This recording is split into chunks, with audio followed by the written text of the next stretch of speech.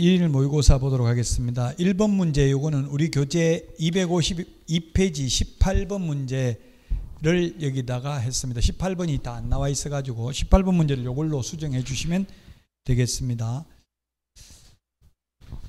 자, 모든 서식 공통적으로 기재되는 사항, 옳은 것을 했는데 공통적으로 기재되는 게 뭐라고 했어요? 대권 잡으면 금세 실수한다, 이렇게 암기를 했습니다. 대상 물건의 표시, 권리관계, 거래 예정금액, 취득 관련 조세, 실제 권리관계, 중개보수, 산출 내역입니다. 그래서 권리관계는 해당되고요, 비선호시설은 1, 3의 서식만 해당되고, 거래 예정금액 해당되고, 환경조건은 1의 서식만 해당됩니다. 요거는 1, 3의 서식 해당되고요. 그 다음에 실제 권리관계 모든 서식에 해당되는 내용입니다. 그래서 정답은 3번이 되겠습니다. 대권 금세 실수, 대권 잡으면 금세 실수한다, 이렇게 암기하도록 하겠습니다. 3번이 정답이 되겠습니다.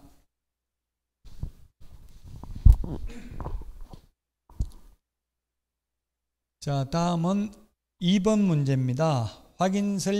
전속중개계약 시 정보 공개해야 될 사항과 확인설명사항으로 공통적인 정보가 아닌 것은 몇 개인가, 이렇게 했는데 공통적인 정보가 아닌 것,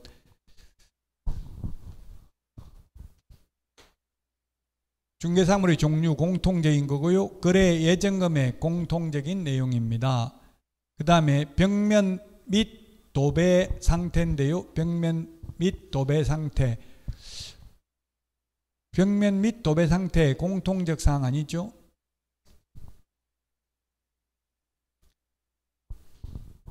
공통적 사항이 아닌 것 몇 개인가 했는데, 벽면 및 도배 상태는 공통적인 거 맞네요. 도배 상태까지는 공통적인 거 맞고, 바닥면 상태는 공통적인 거 아니죠? 예, 바닥면 상태는 확인 설명만 하는 내용입니다. 기역, 니은, 디귿은 공통적 사항 맞습니다. 이게 암기 프린트 5번, 6번에 있습니다. 5번, 6번. 이 벽면 도배 상태는 공통적 사항인데 바닥면은 확인 설명만 할 사항이고 정보 공개해야 될 사항은 아닙니다.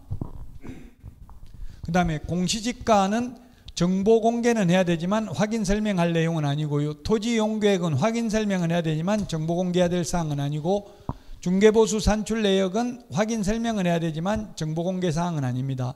취득시 부담할 조세도 확인 설명은 해야 되지만 정보 공개해야 될 사항은 아닙니다. 그래서 답 4번입니다. 기출문제 아닙니다. 그래서 제가 최대한 어렵게 출제를 했습니다. 암기 프린트 5번, 6번. 5번 특상태 조건 공금, 6번 기권 예공상태 환지세, 이렇게 암기를 했습니다. 자, 그 다음에 3번 문제입니다. 틀린 것.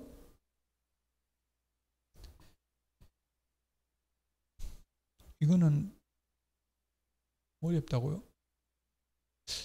예? 책에 없었나? 책에 있었던 문제 아닌가? 그러니까 이거는 그러니까 어려워요. 어려우니까 시험에 뭐 해마다 나오는 건 아니에요. 근데 한번 좀 충격받고 찾아보라고 해놓은 거예요. 시험에 이렇게 내면 굉장히 어렵죠. 몇 개인가 이렇게까지 내면. 또 책이 너무 쉽다 이렇게 하는 사람들이 있어서, 책에 있는 문제 그러면 어려운 것도 하나씩 있어야 되니까. 틀린 것을 했는데 기역에 다가구 주택 확인 서류 제출 여부 기재한 난이 있습니다. 서식을 봐야 풀 수 있는 거죠. 그 다음에 계약갱신 요건 행사 여부는 1의 서식에만 기재한 난이 있다. 2의 서식에도 있습니다. 2의 서식. 오피스텔도 주택으로 사용하면 주택임대차보호법 적용되잖아요. 그래서 니은은 틀렸습니다. 니은은 틀렸다고요. 1의 서식에만, 잘 모르면 만뿐 하나여, 절대로 어떠한 경우에도 이런 말 들어가면 80%가 X입니다. 2의 서식에도 기재한 난이 있습니다. 디귿 민간임대 등록 여부는 1의 서식과 2의 서식에만 기재한 난이 있다. 맞습니다. 오피스텔도 민간임대주택으로 등록할 수 있습니다. 그 다음에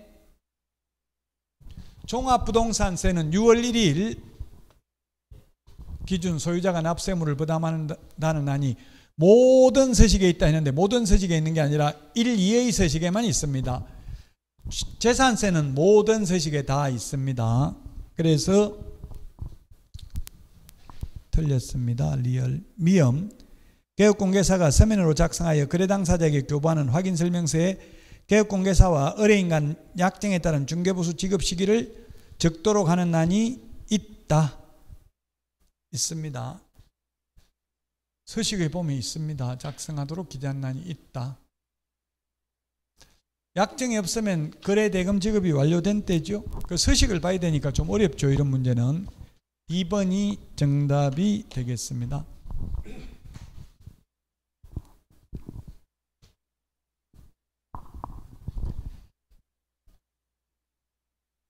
자, 그 다음에 이것도 4번도 시험에 나온 적은 없습니다. 농지심의위원회 심의를 거쳐야 하는 것은 이렇게 되어 있는데, 기억, 허가구역 안에 있는 농지 취득하려면 농지심의위원회 심의를 거쳐야 되고요. 그 다음에 취득 농지 소재지 관할 시군, 자치구 또는 연접한 시군, 자치구에 거주하지 않으면서 그 관할 시군, 자치구에 소재하는 농지를 2022년 8월 18일 이후 처음으로 취득하려는 자, 농지심의위원회 심의를 거쳐야 됩니다. 뭐 이천에 살면서 여주, 광주에 있는 거 이런 거는 사도, 장원에 있는 거 이런 건 사도 되겠죠. 근데 저기 김해평야에 있는 거 사는 거 이거는 뭔가 투기 목적일 가능성이 많잖아요. 그 농사를 지으러 갈 가능성이 희박하니까 이런 경우는 심의를 받아야 된다. 그 다음에 여러 명이 공유하는 건 2인이 아니고 요거는 3인 이상입니다. 부부 2명은 공유할 수 있는 거잖아요. 근데 부부도 아니면서 가족도 아니면서 공유하는 거는 뭔가 좀 투기 목적일 가능성이 많죠. 이게 제가 와이프하고 아파트를 분양권을 공유로 지분을 하니까 이게 따로 취득세를 안 내더라고. 만약 제 앞으로 등기했다가 다시 증여하려면 증여에 관련된 취득세도 내야 되죠, 새로. 근데 처음에 그냥 분양권 상태에서 명의 변경만 가능하더라고요. 그게 건설회사에서 자꾸 명의 변경 공동 명의로 하려면 하라고 문자가 오니까 알아가지고 해달라는데 안 해줄 수도 없잖아요. 안 오면 모를 텐데 자꾸 좀 알려주더라고요.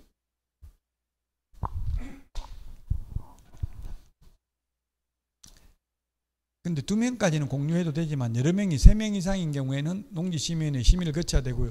이 법인들이 가짜 법인 만들어가지고 하는 경우가 많거든요. 영농법인이 아니고. 법인은 왠지 투기일 가능성이 많다는 이야기입니다. 진짜 농업법인이면 상관없는데 편법으로 농업법인 만들어가지고 팔아먹고 그냥 법인 회사원 해버리고 이런 게 많거든요. 그래서 이런 경우는 심의를 거쳐야 되고요. 그 다음에 외국인이 우리나라 거 취득하는 거 이거 이상하잖아요. 외국 사람이 주소는 외국에 돼 있는데 우리나라 취득하는 거 이런 경우 심의 거쳐야 되고요. 주로 중국 사람들이 많이 사더라고요. 수도권에 보니까 집을 많이 사더라고요. 농지보다도 집은. 근데 전부 다 현금으로 들고 와서 사요. 외국인들은. 대출도 거의 안 되나 보더라고요. 중국에는 인구가 지금 세계 인구가 최고 많은 나라가 어디예요? 네, 공식적으로 인도인데 제가 볼 때는 중국은 이게 출생신고를 안 하는 경우가 엄청 많더라고요. 왜냐하면 한 명밖에 못 낳기 때문에 더 놓으면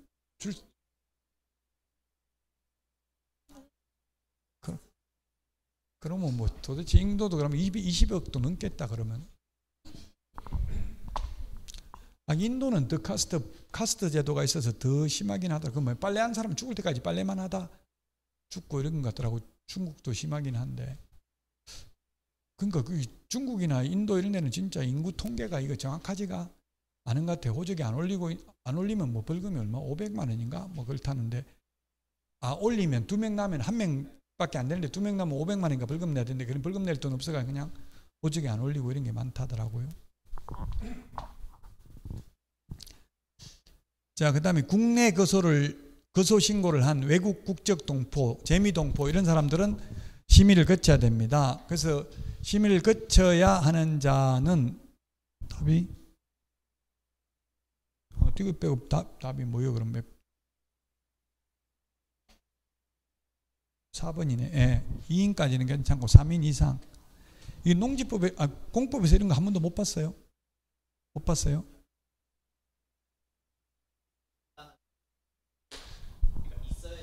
뭐 이것도 나도 지금 처음 이야기하잖아요. 근데 농지심의위원회 심의를 거치는 건 14일 이내에 발급해 준다고 했잖아요. 그럼 뭐가 있는지 한 번쯤은 볼 필요는 있다는 얘기. 그럼 보면 주로 이제 이게 실제 농사 지을 것보다는 왠지 투기 느낌이 나는 거 이런 거는 심의를 거쳐야 된다고요.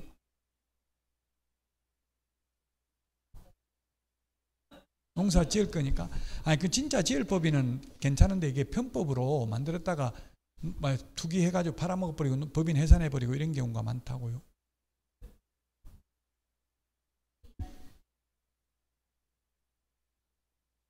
농업법인 아니면 아예 농지 취득 자체를 못해요. 법인은 영농법인 아닌 경우는 취득 불가능해요. 그래서 무슨 뭐 순복음교회인가 이런 경우 그 편법으로 교회 부지하려고 파주 같은데 그 개인 이름으로 그 뭐 조영기 목사님이나 이런 사람 개인 이름으로 원래는 개인 이름으로 하면 안 되잖아요. 명의신탁이잖아요. 그 법인인데 개인 이름으로는 가능하지만 법인 이름으로는 영농법인 아니면 아예 농지 취득 자체가 불가능해요. 그러니까 편법으로 영농법인 만들어 가지고 취득하는 경우가 있기 때문에 이런 거는 심의를 거쳐야 된다. 이게 개정됐고요. 최근에 개정됐고 이게 제가 어디서 봤냐면 그 공매 온비드 사이트에 가니까 이런 경우는 농지심의위원회 심의를 거쳐야 되니까 유의하시기 바랍니다. 왜냐하면 이게 14일 이내에 해주잖아요. 그럼 미리 농지취득자증 신청을 해야 되겠죠. 그 제출은 빨리 해야 되게 돼 있다고요. 경매나 공매에서. 그래서 이런 거는 미리 준비를 하라고 경고문에 떠 있더라고요. 온비드 사이트에 보니까. 농지법 시행령에 있습니다. 이게 심의를 거쳐야 되는 거. 요번에 옛날에 없다가 개정된 거잖아요. 그러니까 한 번쯤은 봐둘 필요는 있겠죠, 이거. 자, 그 다음에 5번입니다. 5번. 확인 설명서에 관해서 틀린 것입니다. 틀린 거. 답은 이런 거 좀 어렵죠? 서식을 봐야 풀 수 있다고. 2번입니다. 공공임대주택, 영구임대주택, 국민임대주택, 행복주택 이런 거는 중개사물이다 아니다? 아니잖아요. 세입자를 뭐 중개사무소에 구해달라고 하는 게 아니잖아요. 그냥 공공임대주택 이런 거는 LH에 이야기하면 한 달 전에 이야기하면 무조건 돈 내줘요. 계약기간 남았든 안 남았든. 그래서 공공임대주택이 세입자 입장에서 보면 좋은 거죠. 일반 임대주택은 뭐 10년 계약했으면 10년 안에 나간다고 하면 세입 주인이 10년간 월세 다 빼버리고 내주면 되잖아요. 공공임대주택 이런 거는 나간다고 이야기하면 금방 돈 내줍니다. 금세. 그래서 답은 2번입니다. 아까 1번은 했고요. 그 다음에 조정대상지역인지 이런 거 기재하는 난 없고요. 그 다음에 주택거래 신고지역 기재하는 난 없습니다. 주택거래 신고지역이라는 거는 옛날에 주택거래 신고지역이라는 게 있었는데 지금은 삭제됐고요. 다만 주택거래 신고는 지금은 경기도 광역시에 있는 군지역은 신고하는데 그 외의 군지역은 신고 안 하죠. 그런 거 기재하는 난 없습니다. 자, 그 다음에 보수지급시 기재한 난 있다. 똑같은 내용이고 답이 2번입니다. 공공임대주택인지 기재하는 난은 없습니다.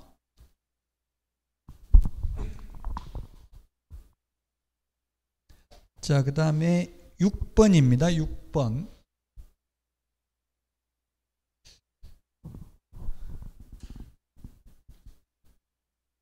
(6번인데요) 틀린 것입니다. 6번 틀린 것.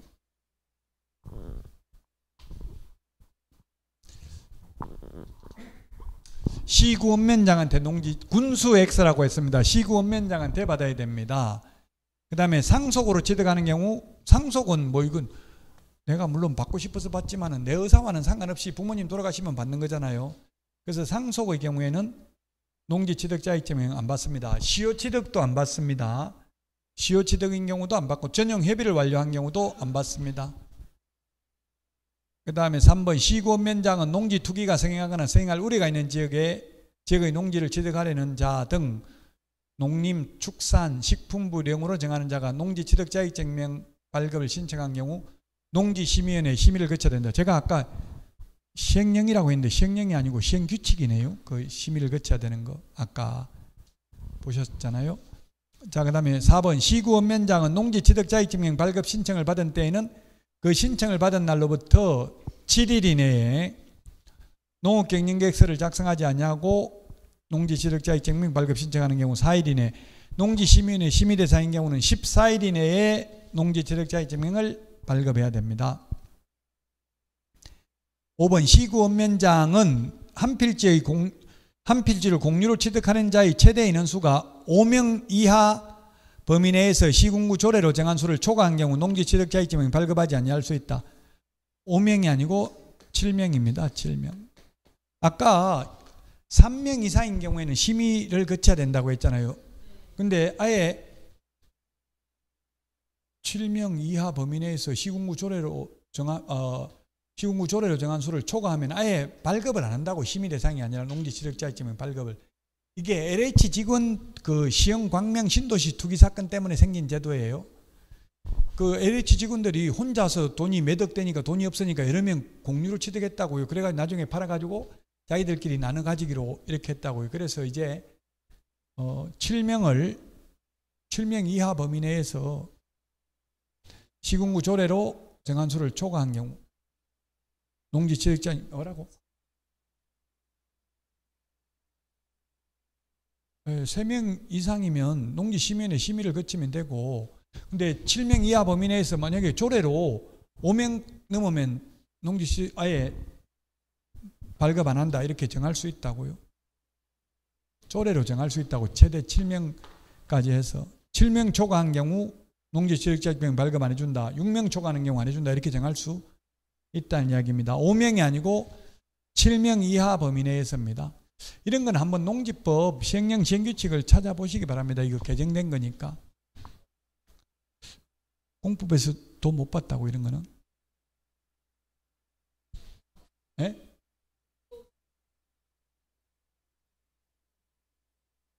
(4번) 이거는 공법에도 잘 나오지만 우리 중개실무에도 굉장히 자주 시험에 나왔어요.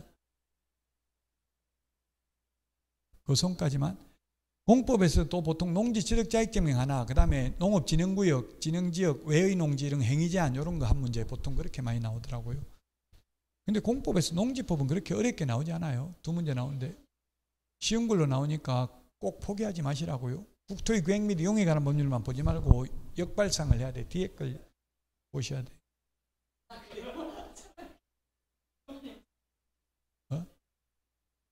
무조건 1번 찍으면 된다고?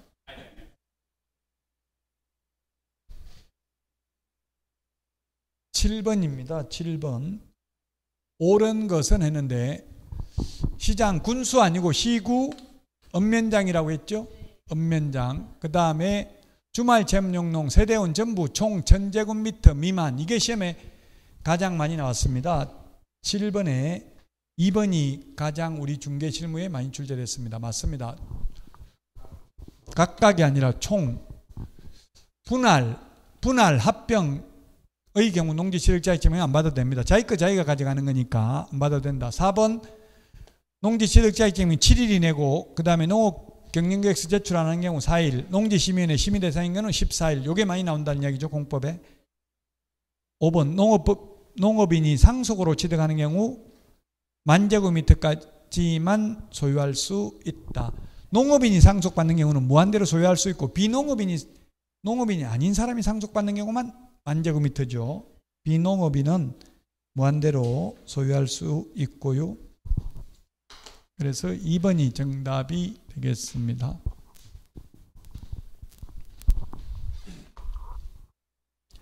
자, 다음은 8번입니다. 8번.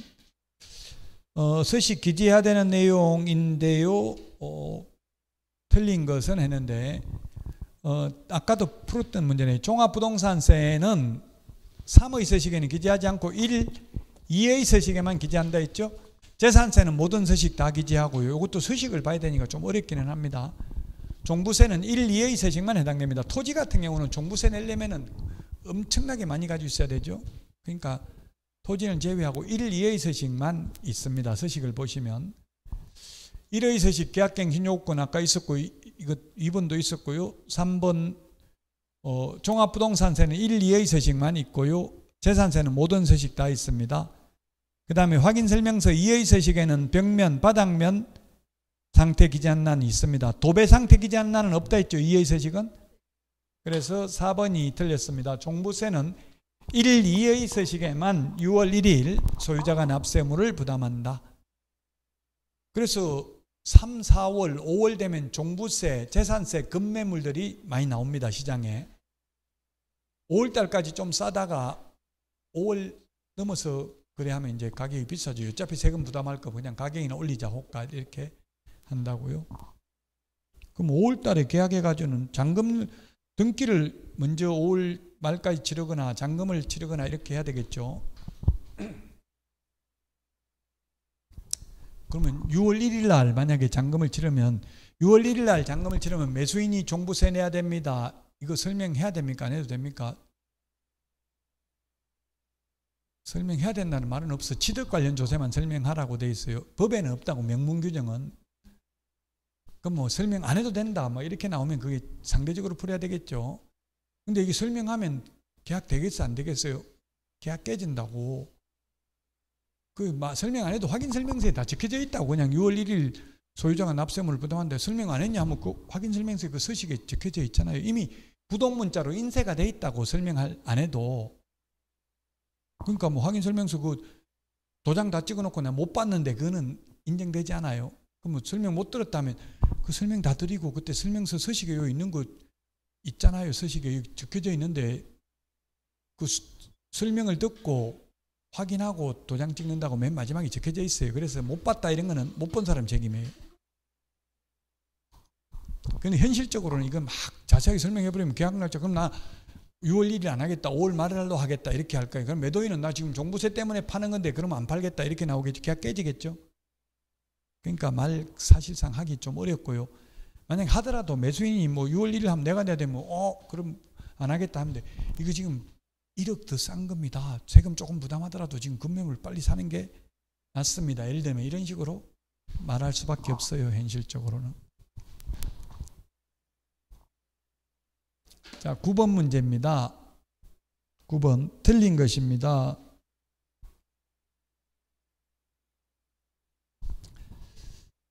틀린 것.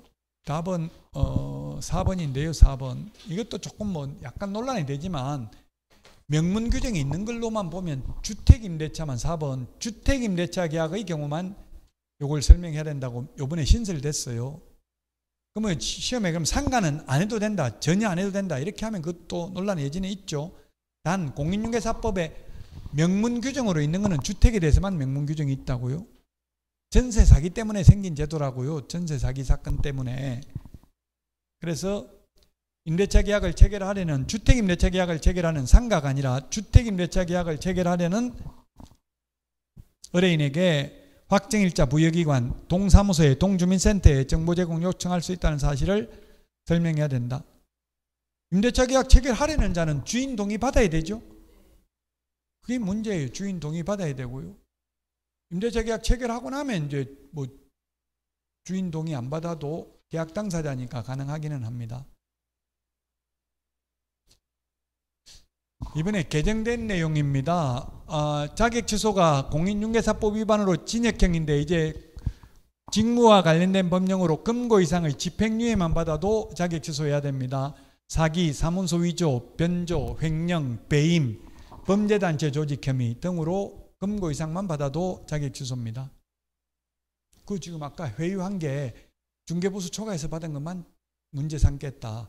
사기로 가지고 자격 취소되도록 하지는 않겠다. 이렇게 해가지고 시인해라. 그 대신에 그걸 유죄협상이라고 하죠. 폴리바게닝. 미국에서는 그게 합법적인데 우리나라에서는 유죄협상이 불법입니다. 불법인데 현실적으로 다 하죠. 검사들 잡혀가면 너 혼자 독박 쓸래 빨리 부르라. 그리고 그 마약범죄 이런 거는 그렇게 해서 다 잡아내잖아요. 수사기법에 그 감옥에 들어가 있으면 검사가 회유가 담배 한 대 피라 이렇게 하면서 저도 회유 당해봤거든요. 옛날 데모할 때 다 불면 너는 봐주겠다. 그처럼 불었어 그냥. 그래가지고 저만 풀려났어요. 그래가지고 배신자로 낙인 찍혀가지고 나중에 엄청나게 힘들기는 했어요. 불 수밖에 없더라고. 그게 육체와 정신이 분리돼요. 내가 정신은 이러면 안 되는데 하는데 몸이 말을 안 듣는다고 말이 그냥 입에서 말이 나와요. 그냥. 그게 유죄 협상이에요. 폴리바게닝. 자, 그 다음에 양도대여만 1년에 1,000만 원이었는데 양도대여 한자만 이제 양도대여 자격증 빌려주는 걸 소개한 사람마저도 처벌받는다고요. 이건 신설됐으면 올해 신설된 거 옛날에 했던 거지만 한 번 더 한다고요. 신설됐기 때문에. 자격증 등록증 양도대여 알선한 자 모두 1년에 1,000만 원. 5번은 5배수를 초과해서 보조원을 개공 플러스 소공을 합한 숫자의 5배수를 초과해서 고용하면 1년 이하의 징역이나 1천만 원 이하의 벌금입니다. 그리고 등록도 반드시 취소해야 되죠. 초과해서 고용하면. 10번입니다. 10번. 이거 아까 했던 내용이네요. 했던 내용. 아까 했던 문제입니다. 일반 중개계약서 거래 예정 금액을 적는 전속 중개계약서 전부 다 뭘 적는 난이 있다? 의뢰 금액을 적는다고. 의뢰 금액, 의뢰 가액, 의뢰 가격 같은 말입니다. 그래서 답은 2번이 되겠습니다. 2번 아까 했던 문제입니다. 조금 어렵죠. 이런 거는 시험에 이렇게 나오지는 않았습니다. 근데 한번 이걸 계기로 서식을 한번 찾아보시는 게 좋아요. 서식에 대해서 한 문제는 반드시 출제되기는 합니다.